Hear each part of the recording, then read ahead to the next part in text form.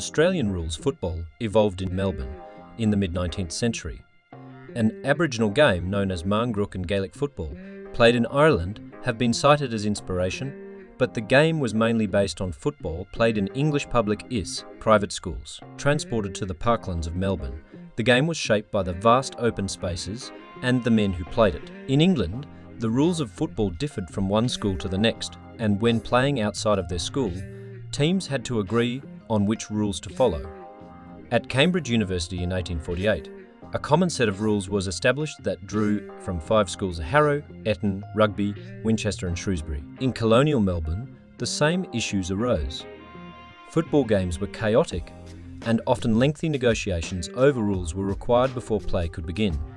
It became apparent that some formal rules were necessary. In May 1859, Thomas Wentworth Wills, a renowned cricketer and the greatest proponent of the new game, was one of 7 members of the Melbourne Cricket Club who established a set of rules.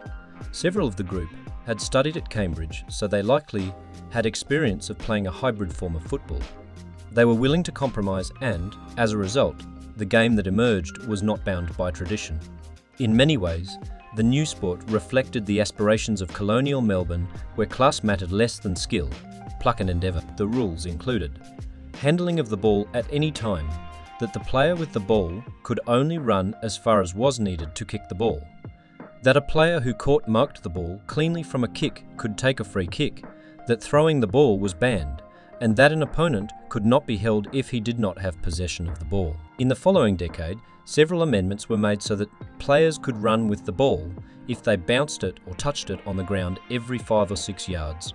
The ball had to be kicked through the goal, rather than carried through as it was in rugby.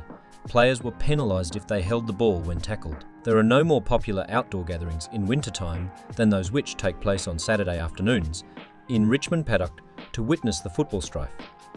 These contests attract an attendance which includes all classes and sometimes numbers as many as 10,000 persons. By the 1870s, football was well established in Melbourne. Clubs formed around suburbs, hotels, churches, schools and workplaces, and in a society of recently arrived immigrants, provided a sense of belonging and community. Games began to be played regularly, and an unofficial system of senior and junior clubs emerged.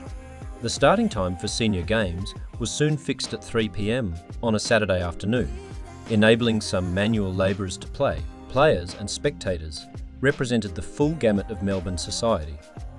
The games were still played on open parkland. There were no admission fees, and crowds of 2,000 to 3,000 spectators regularly gathered to watch. Women too were regular attendees, parading in their finery around the playing area. However, the rising popularity of the game was making it increasingly chaotic. Enthusiastic spectators encroached onto the field and disrupted the game, sometimes intentionally. In 1869, 2 matches were played on the Melbourne cricket ground, Mandee. One took place between Melbourne and the Victorian Police Force, the other between Melbourne and the 14th Regiment. Cricket clubs had refused regular requests to allow footballers onto their grounds on the basis that the unruly players and spectators would ruin the turf. Unfortunately, those first games at the MCG did nothing to convince them otherwise. Football was again banished to the parks. In Carlton in 1876, the football club fenced off a new ground and smoothed it out. An admission fee was introduced to cover costs, and although it was largely resented by spectators, 5,000 paid to watch Carlton play Melbourne. It became clear to cricket clubs that money could be made this way. Around the city, and particularly in country towns, football moved onto cricket grounds, and the game evolved from being played on a roughly rectangular field to being played on an oval. Paying spectators also pushed for changes to the game, demanding better organisation of matches and more entertaining play. The Victorian Football Association, formed in May 1877, comprising delegates from all levels of the game. Senior, junior and country clubs.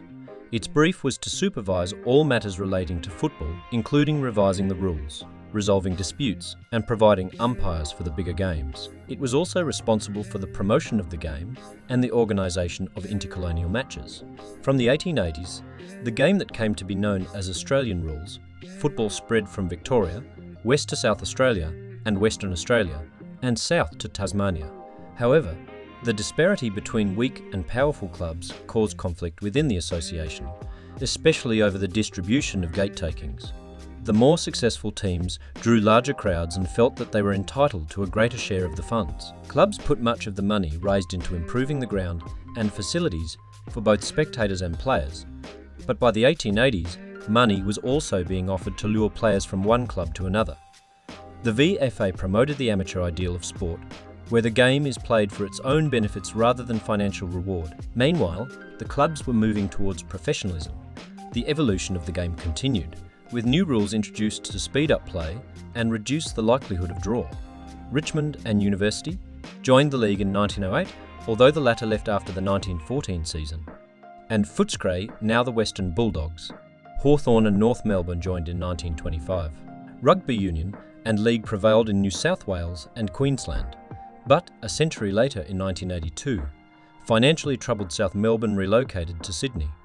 The VFL's desire to build a national league began to be realised when Brisbane and West Coast were admitted to the competition in 1987. The league further acknowledged the national expansion of Australian rules when it changed its name to the Australian Football League in 1990. Since then, the addition of teams from the Gold Coast 2011 and Greater Western Sydney 2012 broadened the competition to an 18-team league. In trying to understand the origins of the present game of Australian football, we forget that it was moulded by many people and influences decade after decade. We all still hope to find an original landmark or great founder in the belief that the game was a once-only invention or derivation rather than a long chain of inventions and adaptations that still continue. Each year, new players, new tactics, new rules and new technologies contribute to the evolution of this distinctly Australian sport.